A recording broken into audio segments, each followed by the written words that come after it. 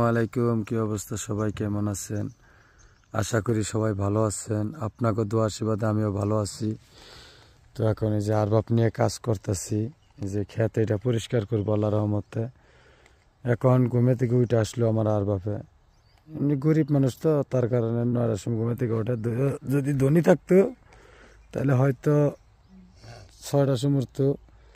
এই যে হ্যান্ডটুক কাম করলো, এই যে বালতির ময়লা যে ডিউটি, আল্লাহ রহমতে অনেক দোয়া আশীর্বাদে মোটামুটি আমাদের রসুন ক্ষেত্রে যে পরিস্থিতি আর গোড়া 6 মাস নাকবো।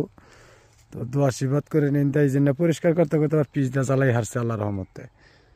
এই যে দেখেন, এগুলা মোটামুটি সাফ করতে বছর 2 লাগবো।